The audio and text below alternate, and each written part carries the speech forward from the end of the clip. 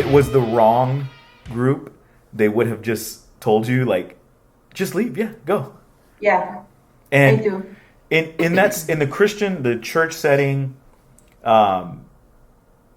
do you? And I'm trying to word this carefully because I don't want to for someone that's never been to church, I don't want them to feel like you can't go there and really connect with people. But at the same time, like you still should use like some wisdom into Yes. who you're Yes. talking about certain things with. Not everybody will be like Gris. Not everybody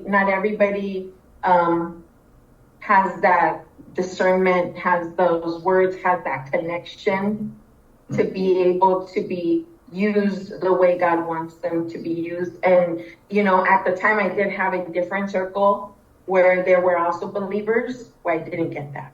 And I think that if I didn't have the Gris in my life, this would probably not be this. Yeah, there was, as a matter of fact, somebody who specifically told her, Peter, he's never going to get it. He's never going to change. He's never going to change. And this was somebody that my wife looked up to. Another funny note on this Gris story is that now, years after, she'll tell her, I wouldn't have listened to my own advice. She said, I could have never done what I told you to do. Like, I would have, in your situation and what you were facing, she's like, I could have never done what I told you to do. Wow. So I think I point that out because I think that makes it extremely obvious that was all God, right? Oh yeah, 100%. So mine, the question was, a couple outside of the... Yeah, what relationships outside of your marriage have helped you? Outside of my marriage. So I'm going to go way back, 1993, way back. Our first date consisted of, and this was after weeks of me like stalking, like straight up stalking, like behind the tree at Jordan High School, waiting for her. Did you know this? He wrote me a note every day, and he would come up to me, and he would just give me the note. I would take it, and he would take off. You were busy, honey. You were a busy senior. Oh my goodness. And they were very poetic. Tell her what mom said. So he would write me these notes, right? And so I would come home, and I would show my mom, like, look at what I got today. And she would read it, and she'd be like, oh, so sweet. I'm like, you haven't seen him. You have not seen what he looks like. You would not approve. You haven't seen him. He had the big old pants that covered his shoes. You couldn't even see his shoes. He would cut them. They were all like frayed at the bottom, dragging. He wore these striped t-shirts. And then he was trendsetter, okay? So he would take, those Pendleton quilted flannel like jacket type things. So he would cut the sleeves off, turn it inside out, and wear like a vest. Yeah. And then Game and then the hair. So he has long hair now, but he had this hair, and it was kind of like this, where it was shaved, but the pieces were just like this. They were hard, and they were just like he was a hot man. We're gonna need photos. Yeah, at I some think we need point. some actual pictures. I'll show you. Yeah. It was nice. I think that's enough time. Anyway, check this out. Our first date. See, this is what she failed to tell people, is that I stalked her at first, but then after she got to know me, she stalked me. So check this out. Our first date is in her house. We're sitting on the couch watching Boys in the Hood on a black and white television, 13-inch black and white TV in the living room, right? And as we're watching this movie, first date, man, I'm paying attention to the family. Like, I'm not even watching the movie. I'm watching how the family moves, right? Because I'm already seeing things in her that I didn't even know existed, like her kindness and how gracious she was. But then I see how her mom and her dad do their thing, man. And I'm sitting there on this couch watching this movie, listening to my mother-in-law, who I call mom, listening to mom be of service to her husband, and the kindness with which he responded, man, like I'm not lying to you. In that moment, I leaned over to her and I said, if you're anything like your mom, you're gonna be my wife. Wow. I knew because see, I didn't grow up seeing this. My home was dysfunction. My home was chaos. It was brutal. And to go and see like the complete opposite. And it was in a show, you know, like as I got to know the family, my mother-in-law and my father-in-law, rest in peace, it seemed like they were constantly looking to see how they would out-service each other. Wow. It was like so impressive and so amazing to see. And I will go to my grave knowing that God was speaking to me through them and showing me what a loving husband and a loving wife look like. To see and to hear the way and the gentleness with which he spoke to her, and to hear her constantly looking to be of service to him, like, and you know, I took it, but back then I took it the wrong way because I saw that's how she's going to serve me. Now that I could look back on that, God wasn't just showing me how she was supposed to serve me. He was showing me how I was supposed to serve her through her own father. So, yeah, my mother-in-law and my father-in-law are that couple for me. That's good. That's actually a really good testimony, because some in-law relationships are not that healthy, I would say. Yeah, you know, and regardless of the chaos that I put the whole family through, not just my wife, like even now, the level of forgiveness that my mother-in-law has been able to show me, the grace, like I see God working through her. Like she'll hug me and she'll kiss me. I mean, we did the whole amends thing. We talked it out, you know, and you could just see the grace of God in how she's accepted me back after all that I've done. So yeah, we have an amazing relationship, man. She treats me like her own son. We'll have to get on another podcast and hear the whole story of just what happened in that time frame. But I want to stay focused on the marriage stuff. So if you were walking with a newly married couple, let's say it's brand new couple, right? They just got married, from the things you've been through, from the things you've seen, from what you've seen God do, from the promises you've stood on from the Word. What are 3 things that you would say are fundamental to having a healthy culture at home? Not in ministry, not in any role, but just at home. Yeah. Right. Before I'm gonna give you 3, but before I do that, I do wanna. I completely agree with what you're saying. Words carry weight, right? I grew up in a family where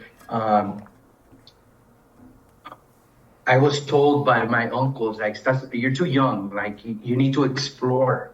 You need to be with more. You need to know more, right? And that was something that was always in the back of my mind. Like, I don't know what I'm doing here because I didn't listen. I didn't explore. And I think that played into who I became. And the other point, too, is what people tell us is a clear indication of where they are or where they've been. And I thank you for pointing that out, Vanessa. I think that's really important, especially for those that are listening to this podcast, for them to understand and decipher and have discernment. Do I keep that or do I let that one go? Mm-hmm. Because if somebody's giving you that kind of feedback or that kind of advice, it's coming from a hurtful place. And we know hurt people, right? And so we have to, I think it's important. It's one thing that we're really mindful when we speak to young couples is you have to discern what you're going to keep and what's not for you. Yeah. Not everything you hear, you have to lock in. Yeah.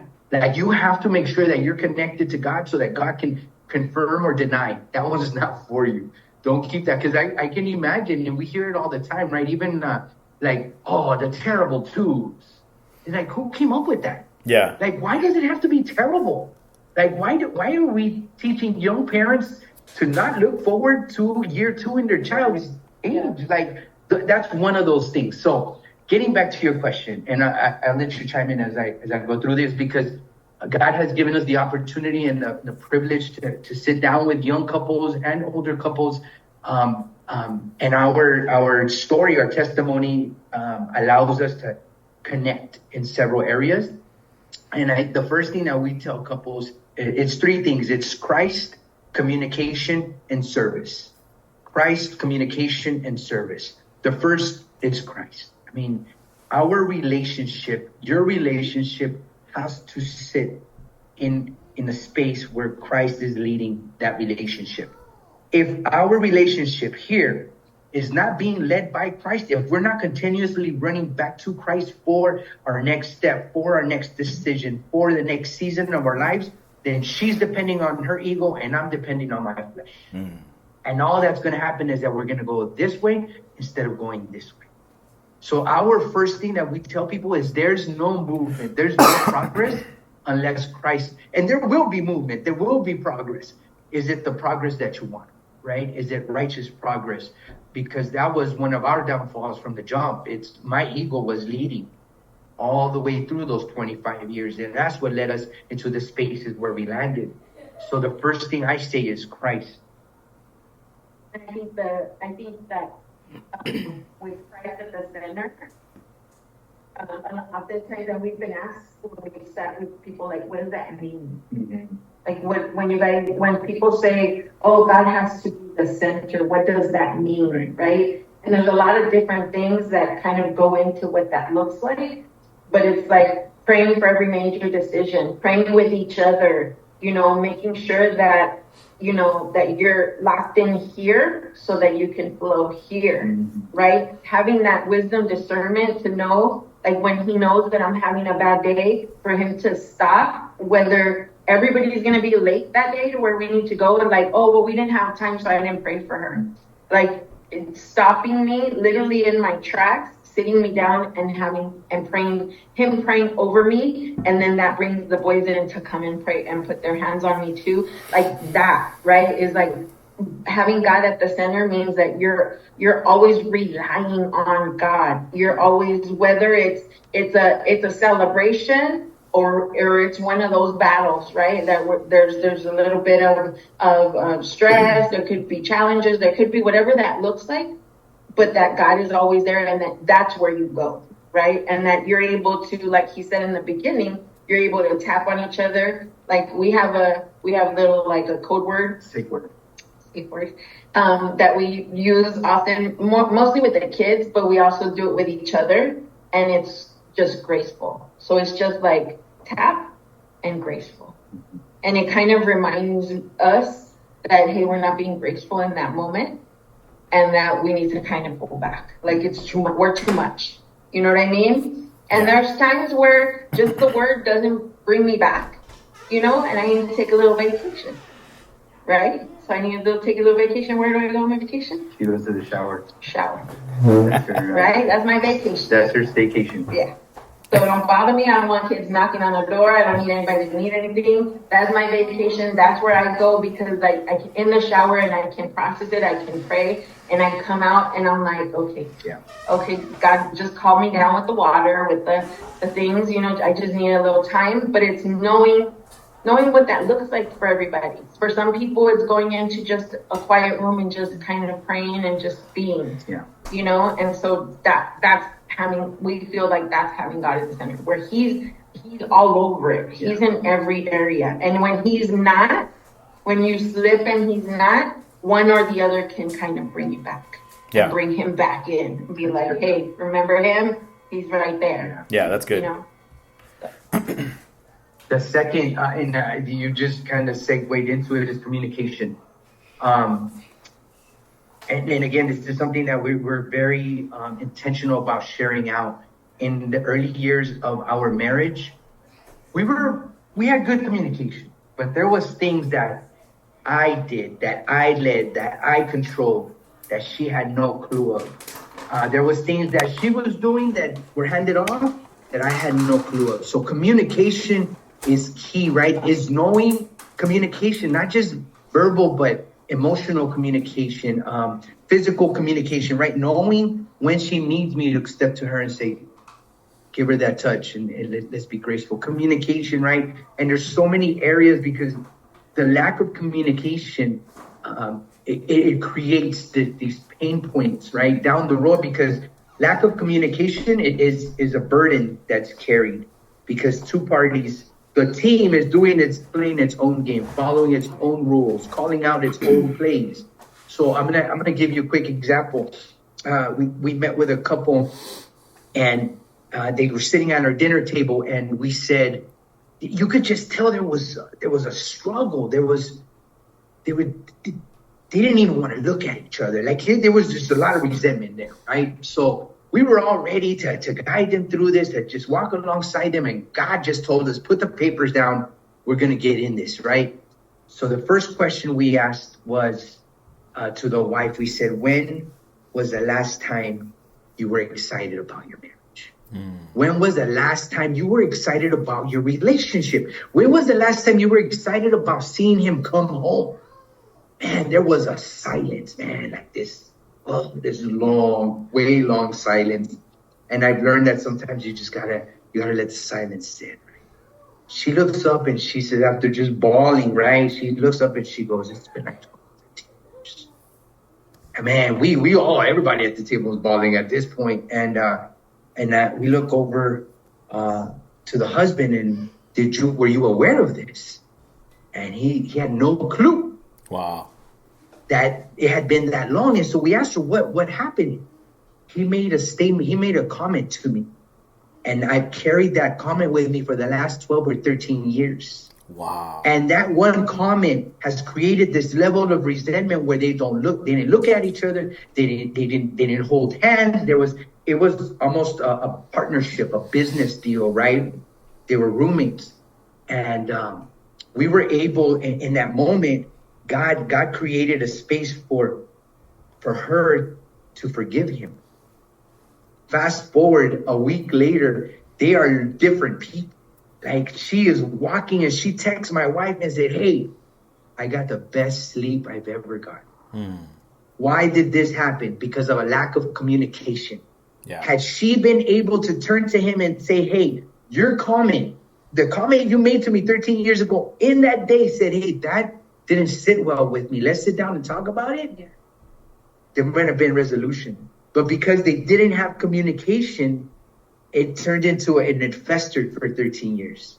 So the second thing is communication. Yeah. So I think too that communication for me, one of the things that's important too is to be able to last, right? And so the communication piece is not even just being able to communicate about those kind of like kind of strong topics, right? But to be able to communicate about the fun stuff, about like just having a conversation and knowing there's so many couples and so many women that when I talk to them, they're like, oh no, I can't say that to my husband, or I can't tell him about that. And it's like, I don't understand it. And I'm like, how can you not tell him? Like, that's your husband. How can, and it's not like it's something crazy, you know what I mean? It's just like, oh, I'm going to have to find the right time to talk to him about that. And it's like, well, what if you never find the right time, right? Like, then you'll be that 13 years later, and you've been resentful and bitter for 13 years, and how it's affected. And like I said, there's children there in that relationship too. Like, this is what they're seeing. This is what they're watching. This is what they're listening to. Right. And so I think the communication is not always just with each other, but it's like, who's listening, who's watching, are we laughing? It's the whole thing is about communication, like he said, not just verbal, but like, emotionally, intimately, like the touching communication, do they see us hug and kiss and laugh? And it's about all of that, like that communication. He's first, but this is second, right? And yeah, there's kids, there might be extended family for those young couples that don't have families yet, but you have to keep this in the home, like after God, this has to be first. Yeah. Because at some point there might be kids, or the living situation might be different, and there might be, mom or abuelita living in the house with you and things. And yes, they need help too, but this comes next, right? After God comes comes this. This is the relationship you have to protect. This is the relationship that you have to put first. Now, are you both? know, and I. Sorry to cut you, but I just have a question. Are both of you people that would naturally just discuss what's going on, or one of you maybe shut off? One of you like, hey, let's talk about it now. So he's the, hey, let's talk about it right now, and I'm the one like, give me I can't right now. I need a month because oftentimes I don't just talk with my mouth. I talk with my face, and sometimes I do talk with my mouth, and I say things that I'm gonna regret or I don't necessarily mean, but it's because in the moment I'm either hurt or I'm frustrated, I'm angry. And so I've learned, and it's taken me a really long time to try to control it. Not always successful, but trying to control my tongue, right? Because I always tell my boys, you can't unsay it, and that person can't unhear it. Mm-hmm. As much as you come back and you say you're sorry, you can apologize and you can genuinely mean it, but they've already heard it and they don't unhear it just because you say you're sorry. And so it's taken me a long time. And as I speak to them, I speak to myself when I say like, you can't unsay it and they can't unhear it. And so because I know that I'm quick, you know, I'm like a firecracker. I'm on, but the same way I turn on, I turn off, and I'm over it, and I'm past it, and like, hey, let's go get ice cream. Like, I'm good, right? And he's not. He's totally the opposite. But I've had to and thank you, Pastor. That's a really good question. And I think for the most part, in our case at least, as I'm a fixer, I want to fix this. I don't want you to leave the room and still be in a bad place, right? And if I did it, I want to come to terms with it, but I need to understand, right? So let's sit down, let's talk about it. And so that was a root of a lot of our clashing in our younger years together. But I've come to learn that I needed to get better about giving her space. Just because I want to fix it and I feel like the need to fix it right now, I got to pull you out of your funk. I gotta fix your problems at work. You're telling me your problems from work because you want me to fix them. And so here's the answer, buddy. Let me go ahead and put it in email for you. This is how you're going to fix that issue with your boss or with your colleague, right? And at the end of the day, I have learned through these last 30 years that there's a lot of times where she just wants to communicate with me. She just wants to be heard. And a lot of times she has the answers. She doesn't even need me to give them to her. She just needs to talk it through. And that for us has come with years of experience. Yeah.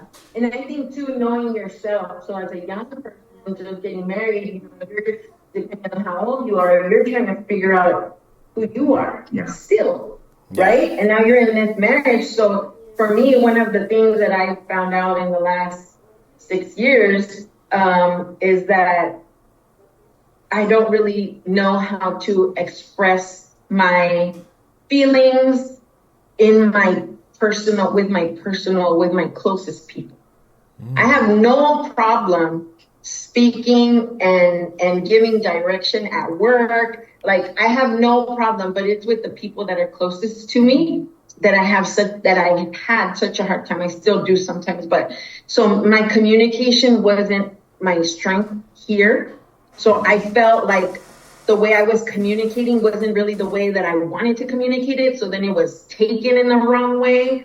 So then it would create an argument, or it would create, a discussion over something that it wasn't even about that.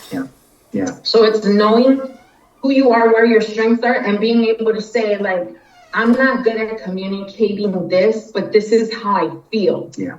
Like, can you help me? Let's sit down, let's talk about it, because I don't want it to come off the wrong way. So for me, it was because of the way that I was raised. We, in our home, I'm a square. There was never any problems. There was no addiction. There was no abuse. There was no, we were squares, straight up squares.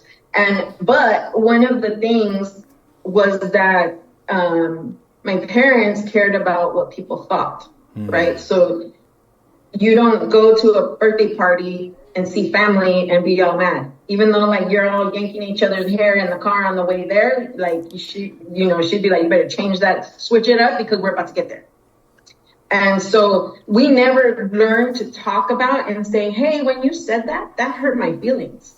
Hey, I didn't like you when you did that. We didn't do that. It was more like, just ignore it and it'll go away. And just, we're on this little boat and where everybody's paddling, and don't rock the boat. Those questions, those things like confronting someone, that's just going to make the boat rock. Just be quiet, ignore it, it'll go away, and you just keep paddling. It was more of that thing. Sweep it under the rug? I never flexed that muscle on the communicating my personal emotions, my personal, like, the things that I personally, like, at work, in other places, I'm good to go. It's here where it's so hard for me to communicate, and it's something that I've had to learn. Yeah. And don't ask me about making decisions because that is also not one of my strengths. Tell me where do you want to eat, honey? It's it's the whole thing. It's like, I just try to please her sometimes, man, and we just can't. It's just, I can't do it. I just have to say we're going here. Take We're going there. I think that's hilarious. That's not bad if she can't. That's not too bad if she's not fighting you on that. No. But I want to be able to walk away like we came to where she. Okay, the problem is that the only thing that she really likes are one of her go-tos is No. Pollo Loco. And I'm like, babe, I want to give you something better than Pollo Loco. Like, come on, man. And like, pick something nice, man. Let's go. So it's Christ, communication, and the third one is service. Yeah. And service is just, and going back to what I shared about what I learned from my in-laws. You have to wake up in the morning asking yourself, how are you going to outserve your spouse, your partner? I came into the relationship looking at her, how she was going to fill me, what gaps in me she was going to fill, right? I didn't come into the relationship thinking how I was going to serve her. And so over the course of the years, I have learned that she serves me better when I try to outserve her. And that's not the mindset, but that's really what ends up happening. When I serve her when I am at my peak, when I'm on my game about serving her, like it just naturally happens that she serves me and she serves me better than she did yesterday. Sometimes I'm like, I don't know how you can do that because you serve me so well. Like we're in such a good place that really, like, she really does. I don't know how she does that, but she does outdo herself in serving me, and I'm grateful for that love. So Christ, communication, and service. Those are the three things you would say are fundamental to building a healthy culture at home. That's right. Yeah, and I appreciate you guys sharing more of the details about that.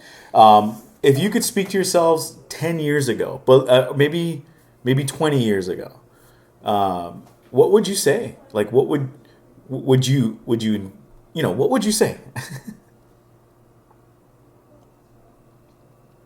Oh, it's kind of hard because 20 years ago, they were probably harder because those were some of probably the tougher years, with the addiction and all the things. And in those years, I kept a lot of it to myself. So I kind of, the way I grew up, it was like I cared what other people thought. And not just of what people thought of me, what people thought of him. So there was a lot of like enabling and things like that. So it's kind of hard, like, to kind of look back into that space and be like, man, what would I tell myself? Would I tell myself, just run, girl, run? Or would I tell myself, like, be patient. In 25 years, it'll be good. Like, you know what I mean? Like, where do I go? But I think that fundamentally what I would tell myself, whether that was, 10 years, 20 years ago, I think that it's like surround yourself with people that are going to love on you and encourage you and, and won't allow you to give up just for the sake of giving up and to get out of doing the hard things, right? And so I think that in those different years and when we talked about it, like it really, like it's emotional for me because there was so much going on and so many things that I prayed for that I feel like it took God such a long time that I wanted to give up. And I was like, man, he's never going to do it. Like it's not what he wants, right? So he's never going to give me something he doesn't want for me. And so I really felt like it took so long that I really did want to give up a lot of times. And that Gris conversation, that was kind of my good one. I was like, I got a good one this time. Like this time I'm done. And, so I think if I could kind of go back, I would tell myself, like, just surround yourself with people and have a circle of people that you can really trust with all the shameful, embarrassing kind of things that you don't want people to know. That's good. Like, have that, get that. That's like, good.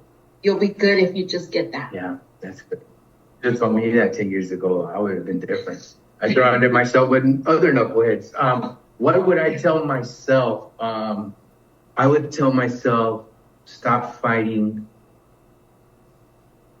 and let God love you. Let God love you. I think that, and I say that because now that I've experienced the love and grace of God, now that that there's been a transformation, like I can love her, I can service her, I can be of service to her, I can communicate with her, I can make sure that Christ is in the center of our relationship because of the transformation and because I've allowed him to do a work in my life. So what I would tell myself 10 years ago is stop fighting.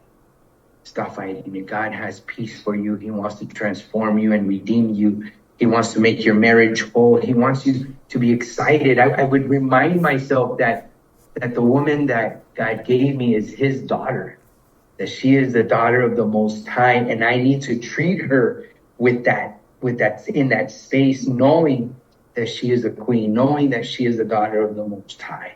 I would tell myself to stop being a knucklehead and let God love me so I could love those around me. That's good. Yeah, that's good. All right, so we've been talking about marriage. We've been talking about family. What do you guys do for work? What's your career choice or what you do for a living?